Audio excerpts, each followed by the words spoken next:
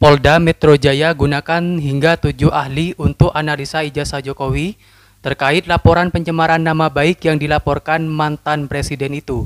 Ini jelas adu mekanik antara Polri dengan para ahli di luar Polri yang yakin bahwa ada kesalahan Polri dalam laboratorium forensik yang nyatakan ijazah Jokowi identik. Sepertinya Polda Metro Jaya lebih hati-hati dalam hal ini.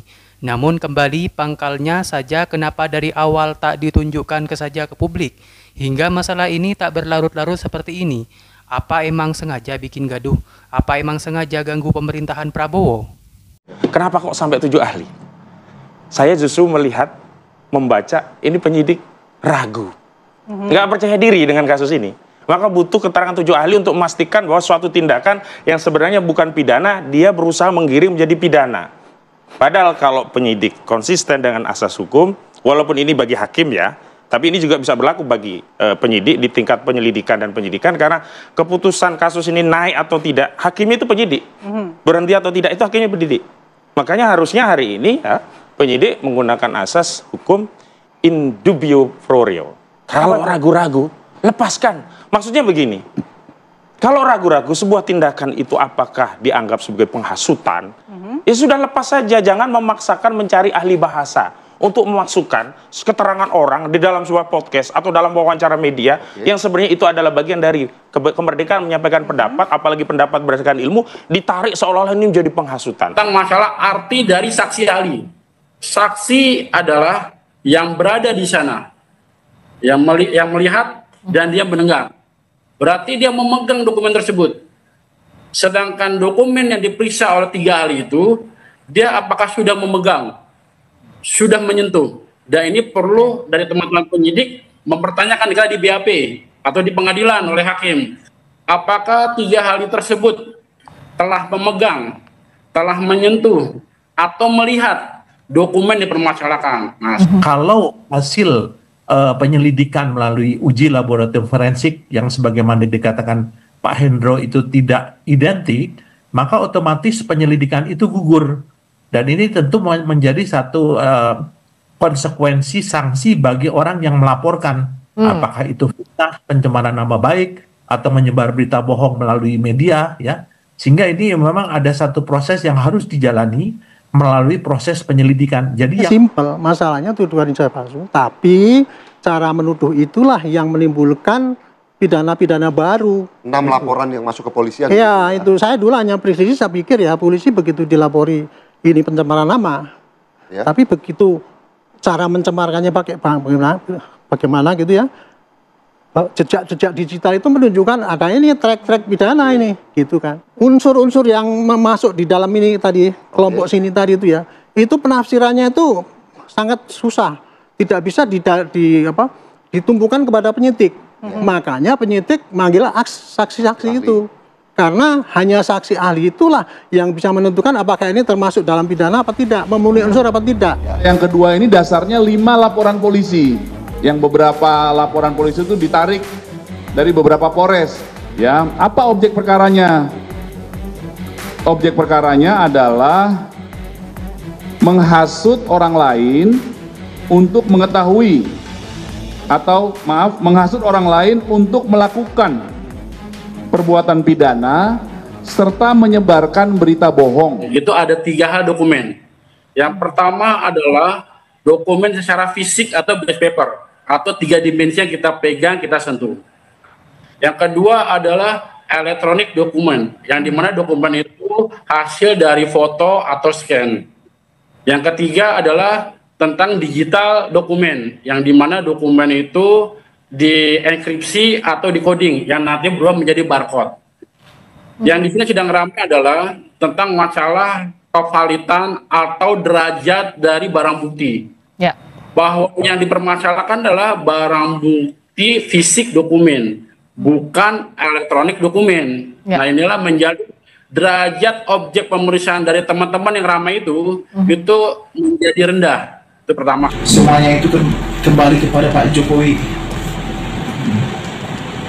Pertama, kalau jasanya tidak palsu, tinggal ditunjukkan aja kan selesai.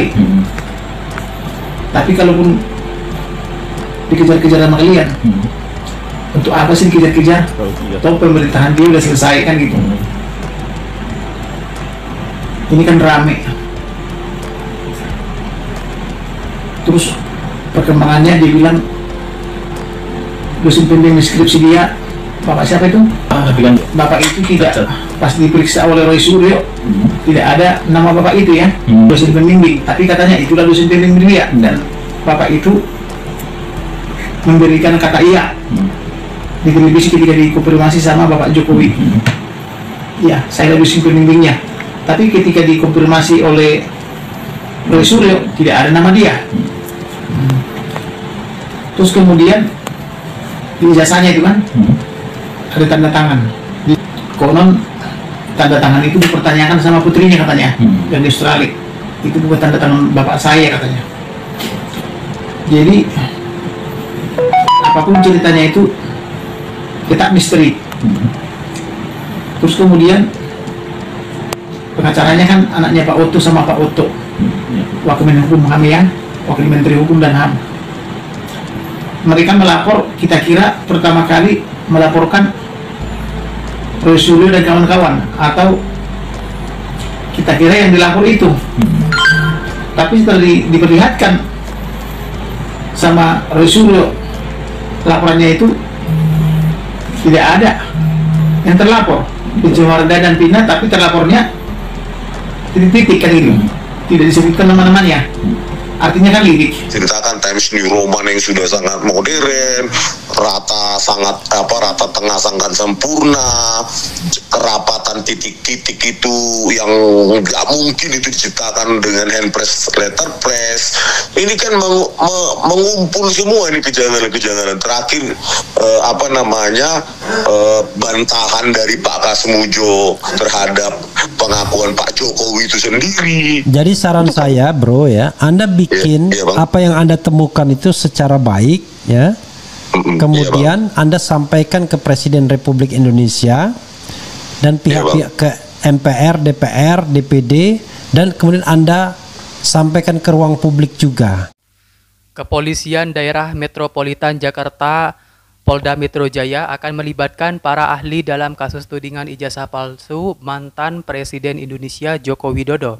Kepala Divisi Hubungan Masyarakat Polda Metro Jaya Komisaris Besar Adi Ari menyatakan akan ada 7 ahli yang akan dimintai pendapat hukumnya dalam kasus fitnah ijazah Jokowi.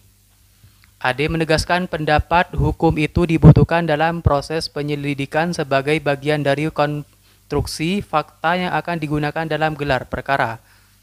Sebelumnya, Polda Metro Jaya telah menerima pelimpahan berkas dari beberapa Polres terkait dengan kasus ijazah Jokowi. Dengan pelimpahan itu, terdapat 6 laporan yang ditangani oleh penyelidik Subdirektorat Keamanan Negara Polda Metro Jaya. 2 kasus dilaporkan di Polda Metro Jaya, sedangkan 4 lainnya merupakan pelimpahan dari Polres Jakarta Pusat, Polres Selatan, Polres Bekasi Kota, dan Polres Depok. Adapun tujuan pelimpahan berkas dari Polres tersebut untuk memudahkan proses penyelidikan karena rangkaian peristiwa yang sedang didalami sama, yaitu terkait dengan penghasutan sebagaimana diatur di pasal 160 KUHP dan juga penyampaian atau penyebaran berita bohong sebagaimana diatur di pasal 28 Undang-Undang ITE, kata Ade Ari. Laporan tentang ijazah palsu mantan wali kota Solo ini juga sempat bergulir di Badan Reserse Kriminal Bareskrim Polri. Laporan itu dilayangkan oleh tim pembela ulama dan aktivis tentang dugaan ijazah palsu Jokowi. Namun penyelidikan kasus dugaan ijazah palsu Jokowi di Bareskrim dihentikan setelah penyidik tidak menemukan unsur tindak pidana dalam perkara tersebut.